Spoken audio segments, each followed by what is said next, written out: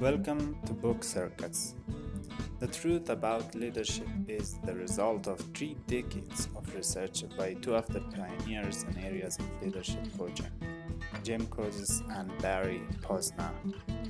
There are 10 truths about leadership that, according to Kouzes and Posner, were true 30 years ago and will remain true for at least another 30 years. No matter where you are and who you are, learning and applying these 10 points can revolutionize your life. So glow your eyes to the screen and let's see what are the 10 truths that we learn from this book. Number 1. You make a difference.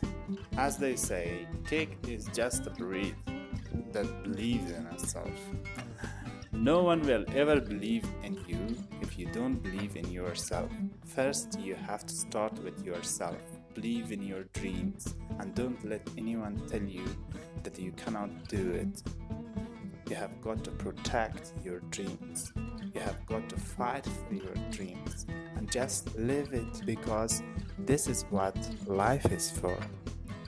Our deepest fear is not that we are inadequate.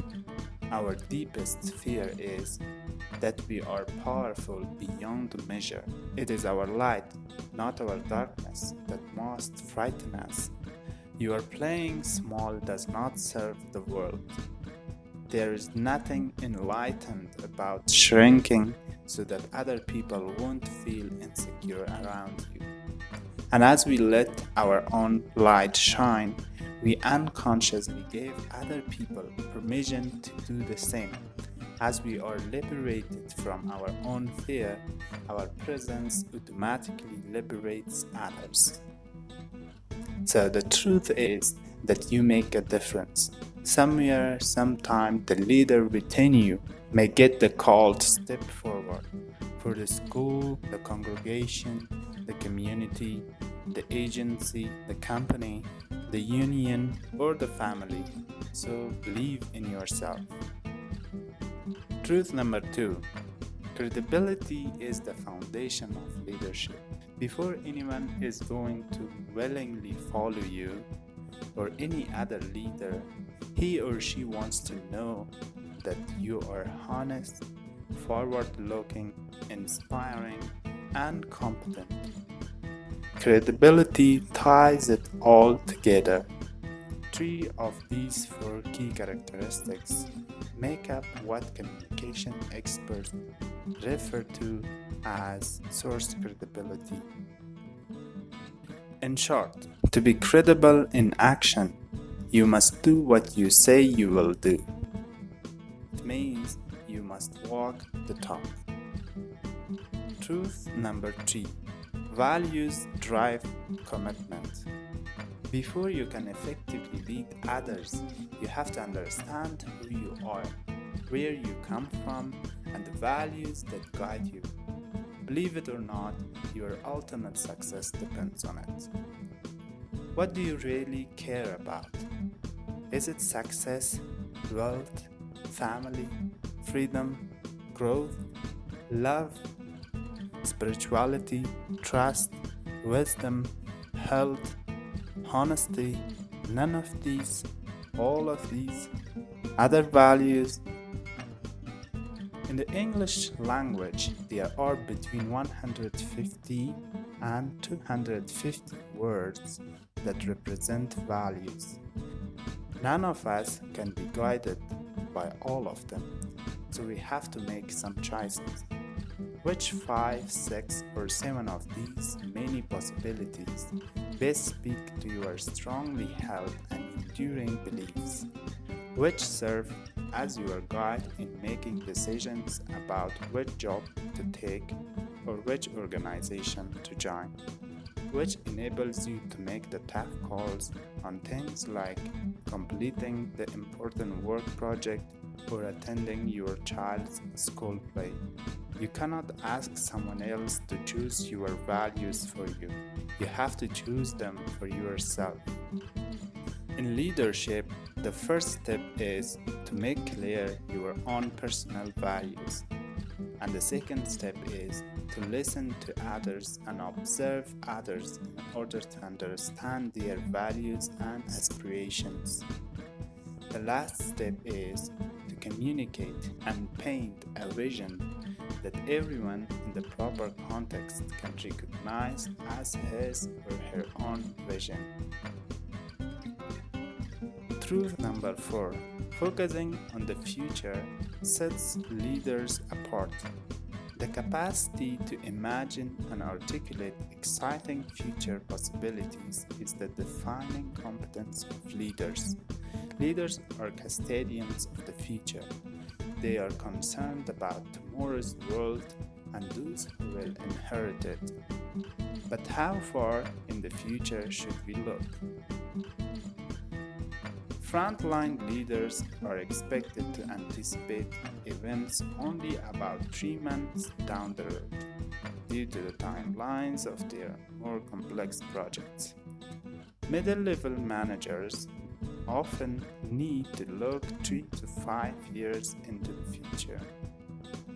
Those in the executive suite must focus on a horizon that is 10 or more years away.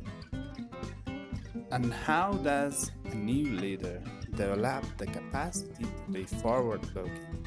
No worries, we got you. The answer is very simple. Spend more time in the future, meaning more time reflecting on the future, more time reading about the future, and more time talking to others about the future.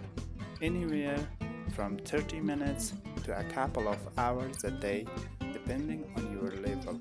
However, while thinking about future, remember to be optimistic so that you can see the possibilities that lie in the future. Truth number 5. You can't do it alone. How do you know if someone is a leader? The simplest answer is if you see his followers. Leadership consists of leaders and followers. Therefore, learn to work with people. You can graduate at the top of the class from the best business school in the world. Reason circles around your brightest peers. Solve technical problems with wizard-like powers. Have the relevant situational, functional, and industry experience, and still be more likely to fail than succeed, unless you also possess the requisite personal and social skills. The mandate is very clear. Build your own and your team members' abilities to work with each other. You can develop your interpersonal and social skills by number 1. Listening to people, their needs, values, beliefs, and problems. Number 2. Unite people around a shared vision. Truly inspirational leadership is not about selling a vision. It is about showing people how the vision can directly benefit them and how their specific needs can be satisfied. Number 3. There is a joke that comes like this. Do you know what did the 1 say to 0? The 1 said to 0 that you make me 10 times better. Leaders make people feel that they can do more than they thought they could. One of the reasons people want to follow a leader is because they know that they will be better off as a result of being in that relationship than they would be otherwise. Truth number 6. Trust rules.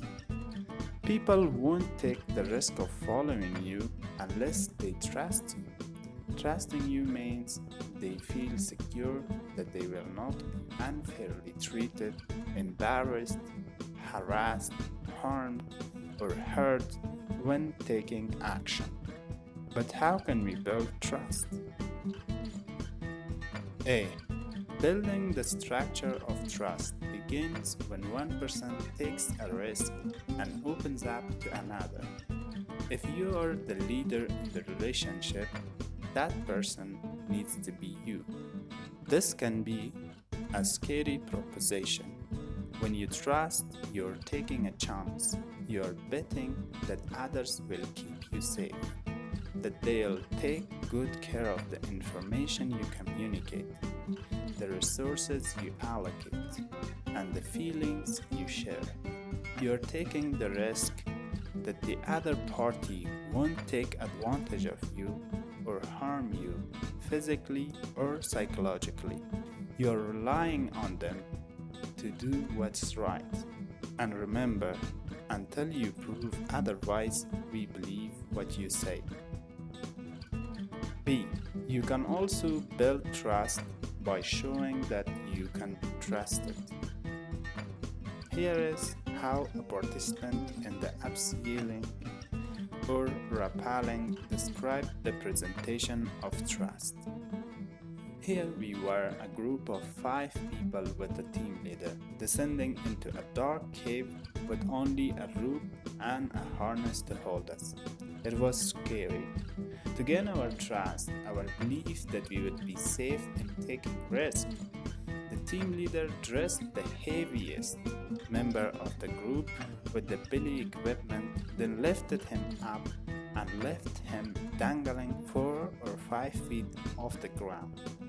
While he was suspended there, the team leader proceeded to tell us about the characteristics of the safety system, the harness, webbing, and rope. Then she took a knife and systematically cut the fibers of the rope, holding our compatriot until only one strand remained. To our amazement and relief, one strand was still enough to hold him. After his demonstration, we were ready to put our trust in both her and the system and face up the challenge of vertically descending into the cave. There was no doubt in our minds that we could believe what she told and showed us. Truth number 7. Challenge is the crucible for greatness. Leaders are no strangers to challenges. All you have to do is reflect on leaders throughout history. The historical leaders whom people admire most always faced and led others through major challenges. In each particular case, the person described having to overcome uncertainty and fear in order to achieve his or her best. Typically, you would think people would describe uncertainty and fear as negative or even demotivating factors in leadership. But they are almost prerequisites for success. Uncertainty is a necessity that drives us to do our very best. Challenges cause you to come face to face with yourself. They're rather harsh ways of reminding you of what's important, what you value, and where you want to go. Challenges are simply doors to a new future, asking, what do you want and how badly do you want it? Truth number 8. You either lead by example or you don't lead at all. Leaders have only 2 tools at their disposal: what they say and how they act. You need to walk the talk, otherwise, even your shadow will not follow you. The truth is that you either lead by example or you don't lead at all. Seeing is believing, and your constituents have to see you living out the standards you have set and the values you profess. You need to go first in setting the example for others. That's what it takes to get others to follow your lead. A big part of leading by example is keeping your promises. Your word is only as good as your actions. You have to realize that others look to you and your actions in order to determine for themselves how serious you are about what you say, as well as understand what it means for them to be walking the talk. Your statements and actions are visible reminders to others about what is or is not important. Truth number 9. The best leaders are the best learners. The potential to lead exists in you. If you apply your head, your heart, and your courage, you can learn to lead. The truth is that the best leaders are the best learners. Leadership can be learned. It is an observable pattern of practices and behaviors and a definable set of skills and abilities. Skills can be learned and leaders improve over time. The very best leaders also believe that it is possible for everyone to learn to lead. By assuming that leadership is learnable, you stay open to opportunities to turn the workplace into a practice field and every experience into a chance to grow. By believing in yourself and your capacity to learn to lead, you make sure you are prepared to take advantage of the many opportunities that are open to you.